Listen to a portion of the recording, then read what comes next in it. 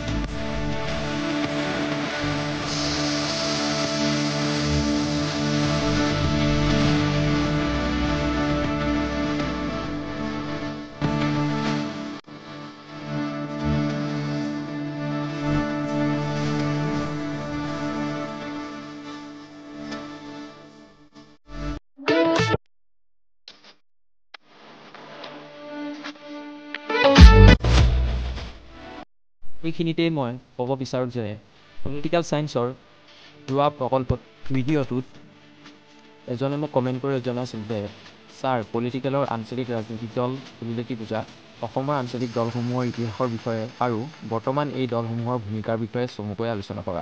Please sir এইটো কৰি দিয়কচোন। যিহেতু মই এজন টিচাৰ নহয় তেনেহ'লে মোক ছাৰ বুলি নামাতিবা। মই তোমালোকৰ নিচিনাকৈ এজন ষ্টুডেণ্ট। যিহেতু আমি আগতে এই ধাপবোৰ পাৰ কৰি আহিছোঁ, সেয়েহে এই ভিডিঅ'বোৰ বনাবলৈ অলপ শক্তি পাইছোঁ। যদিহে তোমালোকক এনেধৰণৰ আৰু ভিডিঅ' লাগে, হয়তো তোমালোকক স্কুল কলেজৰ পৰা এইটো টাইটেলত নিদিব পাৰে, বেলেগ টাইটেলটো দিব পাৰে, আৰু বেলেগ ছাবজেক্টত যেনে ইকনমিক্স, হিষ্ট্ৰী, আৰ্টছ ষ্টেমত যিবোৰ ছাবজেক্ট থাকে। গতিকে তোমালোকে সেই টাইটেলসমূহ কমেণ্ট কৰি জনাই দিবা, যাতে মই সেই টাইটেলবোৰৰ ওপৰতো ভিডিঅ'বোৰ প্ৰস্তুত কৰি তোমালোকক দিব পাৰোঁ। আৰু যদিহে ভিডিঅ'টোৰ পৰা তোমালোকে অলপো উপকৃত হোৱা তেনেধৰণৰ ভিডিঅ'টোত লাইক, শ্বেয়াৰ আৰু কমেণ্ট কৰিয়ে যাবা।